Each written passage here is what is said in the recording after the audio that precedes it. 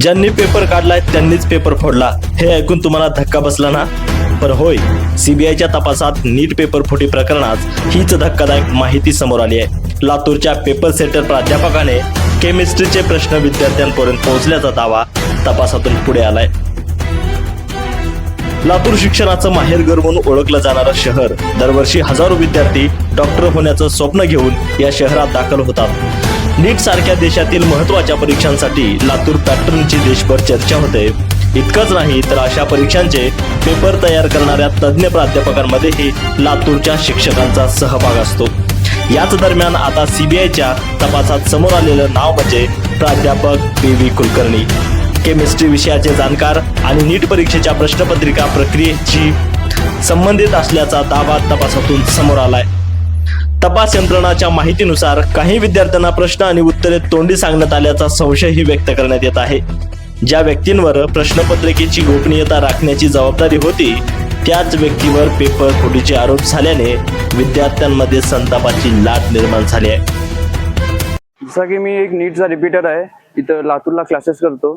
तर जसं प्रकरण चालू आहे की पेपर फोडत आहेत, जे पेपर बनवत आहेत तेच फोडत आहेत। शासनाने यांचा कठोर कारवाई केली पाहिजे आणि तिथं 3-3 वर्षाचे रिपीट करून एक आशेनं विद्यार्थी थांबलेले आहेत का यावर्षी सिलेक्शन होईल। मागच्या वर्षी पण असं झालेलं आहे। हा प्रकरण बंद व्हायला पाहिजे। विद्यार्थी खूप मेहनत करून इथं शिकायला येतात, बाहेर गावून खूप दूर पण येतात। तर यावर थोडं लक्ष द्यायला पाहिजे आणि जे पी.व्ही. सर जे काय नाव घेतलेलं आहे त्यांच्यावर कठोर कारवाई व्हायला पाहिजे।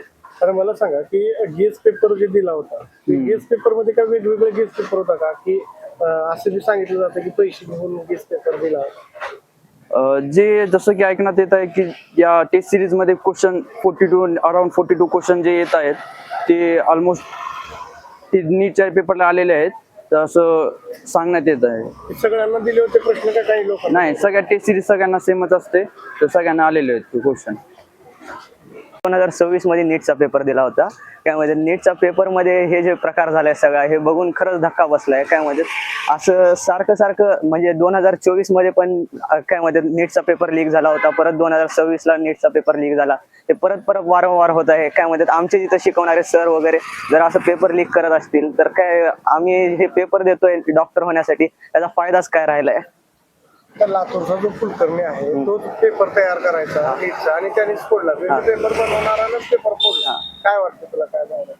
पेपर बनवणारे पेपर फोडायला लागल्यावर आमच्यासारख्या विद्यार्थ्यांनी इथं काय करायचं? अभ्यास करून काय आम्हाला हासिलच काय व्हायलाय? मी आर्या पाटील, स्टार क्लासेस लातूर येथे शिक्षण घेते। सध्या मी नीटची तयारी करते। पण आता जो नीटमध्ये NTA द्वारे जो झालेला प्रकार आहे, जो फ्रॉड झालेला आहे, त्याच्यामुळे खूप विद्यार्थ्यांचं आयुष्य बर्बाद झालेलं आहे। खूप साऱ्या पालकांचा सुद्धा त्याग केलेला, त्यांचं सुद्धा ते सगळं वाया गेलेलं आहे। पण याच्यासाठी जबाबदार कोण असेल? NTA थोडी ना याची जबाबदारी घेईल। याचं तर आपण काही असं ठाण सांगू शकत नाही की NTA याचं पूर्ण प्रकारे जबाबदारी घेईल म्हणून। पण आता जे आम्ही एवढी 2 वर्ष मेहनत घेतो, आमच्या आई वडिलांनी जेवढे त्याग केलेले असतात, आम्ही त्याग केलेला असतात, त्याचं सगळं हे फ्रॉड केल्यामुळे सगळं ते पाण्यात जातं। मी चित्रलेखा श्रीराम भिसे, स्टार क्लासेस येथे मी नीटची तयारी करत आहे। असं माझं ऐकण्यात आलं आहे ज्यांनी पेपर काढलेला आहे त्यांनीच पेपर फोडला आहे। हे ऐकून खूपच धक्का बसला आहे, कारण की आम्ही विद्यार्थी एवढी 2 वर्ष मेहनत करतो आणि आमचे पॅरेंट्स पण एवढी मेहनत करतात, त्याग करतात आणि त्यांचं हे फळ मिळणं म्हणजे खूपच हे आहे। आम्हाला खूपच धक्का बसला आहे हे ऐकून। सीबीआयच्या कारवाईनंतर निवृत्त प्राध्यापक पी.व्ही. कुलकर्णी यांच्या लातूरमधील घराला सध्या कुलूप असून कुटुंबातील कोणताही सदस्य इथं दिसून येत नाही। कुटुंब अज्ञातस्थळी गेल्याची चर्चा परिसरात सुरू असून संपूर्ण भागात खळबळ उडाली आहे। दरम्यान याच प्रकरणाच्या विरोधात आता विद्यार्थ्यांचा संतापही रस्त्यावर उतरला आहे। तर काँग्रेसच्या वतीने आज लातूरमधील खाजगी क्लासेस परिसरात मोठं निदर्शन आंदोलन करण्यात आलं। यावेळी खासदार डॉक्टर शिवाजी काळगे यांनीही आंदोलनस्थळी उपस्थित राहून या संपूर्ण प्रकरणाची सखोल चौकशी करून दोषींवर कठोर कारवाई करण्याची मागणी केली आहे। लातूर शहर युवक काँग्रेसच्या वतीनं आणि NSUIच्या वतीनं लातूर शहरामध्ये नीट परीक्षाच्या स्कॅमच्या विरोधात सरकारला जाब विचारण्यासाठी हे आंदोलन इथं होत आहे।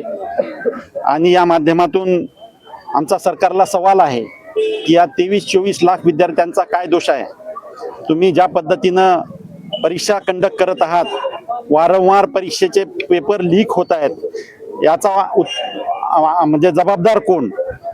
या माध्यमातून सरकारला आमचा प्रश्न आहे की इतक्या पालकांचं जे रक्त आटलंय वर्षानुवर्ष यांना शिकवण्यासाठी, मुलांना ज्या शिक्षकांनी कष्ट घेतलेत, त्यांचा दोष काय? अशा परिस्थितीमध्ये जो अन्याय विद्यार्थ्यांच्या वरती होतोय, ज्या पद्धतीचं विद्यार्थ्यांचं भविष्य टांगतीला या सरकारनं लावलेलं आहे, सातत्यानं पेपर फुटून सुद्धा आतापर्यंत एकावर सुद्धा सरकारनं मागच्या काही वर्षामध्ये ऍक्शन घेतलेली नाही, एका सुद्धा दोषी व्यक्तीला आतापर्यंत सजा झालेली नाही. या गोष्टीचा जबाबदार कोण? खरंच सरकार ह्या चोरांना पाठीशी घालतंय का? हा आमचा प्रश्न आहे. या माध्यमातून सरकारने आज शिक्षण मंत्री धर्मेंद्र प्रधान यांनी स्वतः याची जबाबदारी स्वीकारून राजीनामा द्यायला पाहिजे, अशी आमची काँग्रेस पक्षाच्या वतीनं मागणी आहे. धन्यवाद. नाही, पेपर काढणाऱ्या PV कुलकर्णीनं पेपर विकला. ओके, पेपर काढायला त्याला नेमलं कोण? NTA या खाजगी संस्थेनं. NTA या खाजगी संस्थेला नीटची राष्ट्रीय परीक्षा घेण्याचा अधिकार कोण दिला? हे हरामखोर भाजप सरकारनं. मग दोषी कोण? तुम्ही बुडावर कारवाई करणार का शेंड्याच्या पाट्या पडणार?